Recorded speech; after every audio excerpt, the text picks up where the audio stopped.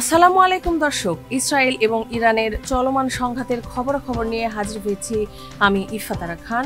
আপনারা দেখছেন এই সময় টিভি।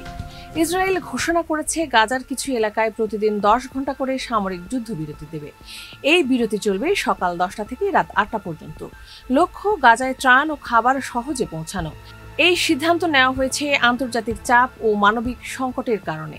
ইসরায়েল বলেছে গাজা সিটি, দেইর আল বালাহ এবং আল মাওয়াসি এলাকায় এই বিরতি কার্যকর থাকবে। এই এলাকাগুলোকে নিরাপদ আশ্রয়স্থল বলা হয়েছে। গাজার স্বাস্থ্য মন্ত্রণালয় বলছে অক্টোবর 2023 থেকে 133 জন অনাহারে মারা গিয়েছে, তাদের মধ্যে 87 জন শিশু। বিশ্ব স্বাস্থ্য সংস্থা বলেছে গাজায় মানুষ না খেয়ে মরছে। ওয়ার্ল্ড ফুড প্রোগ্রামের প্রধান বলেন খাদ্য সংকট ভয়াবহ রূপ নিয়েছে। ইসরায়েল দাবি করছে গাজায় কোনো দুর্ভিক্ষ নেই।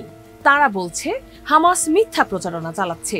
ইসরায়েলি মুখপাত্র অভিযোগ করেছেন জাতিসংঘ ত্রাণ ঠিকমতো বিতরণ করা হচ্ছে না। জাতিসংঘ বলছে পরিস্থিতি এতটাই বিপজ্জনক যে সাহায্য পৌঁছানো কঠিন। রোববার ইসরায়েলি সেনারা খাবারের লাইনে থাকা 94 জনকে হত্যা করেছে। গুলিবিদ্ধ হয়েছে অনেক সাধারণ মানুষ। ওয়ার্ল্ড ফুড প্রোগ্রামের প্রধান জানান ক্ষুধার্ত মানুষ ত্রাণ ট্রাকের দিকে ছুটে গেলে গুলি চলে।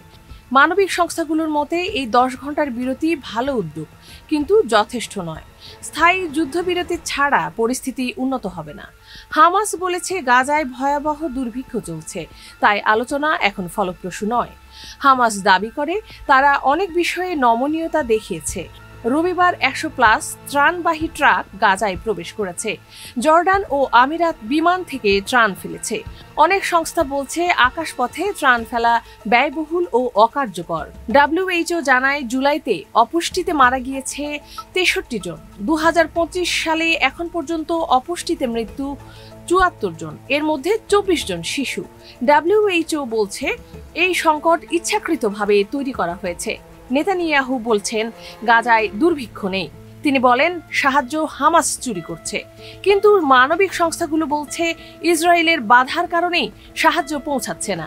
হামাস বলছে এই সামরিক বিরতি লোক দেখানো। গাজার একজন বলেন ত্রাণ লাইনে দাঁড়ানো ছিল মৃত্যুর ময়দান। এক নারী বলেন সন্তানের জন্য খাবার আনতে গিয়ে ট্যাঙ্কের সামনে পড়েছেন। জাতিসংঘ বলছে 100+ ট্রাক গিয়েছে, ভালো দিক, কিন্তু যথেষ্ট নয়। এখন দরকার বড় পরিসরে নিয়মিত ত্রাণ এবং স্থায়ী যুদ্ধবিরতি। এই ছিল আজকের খবরাখবর। ইফাতারা খান, ডেস্ক রিপোর্ট, এই সময় টিভি।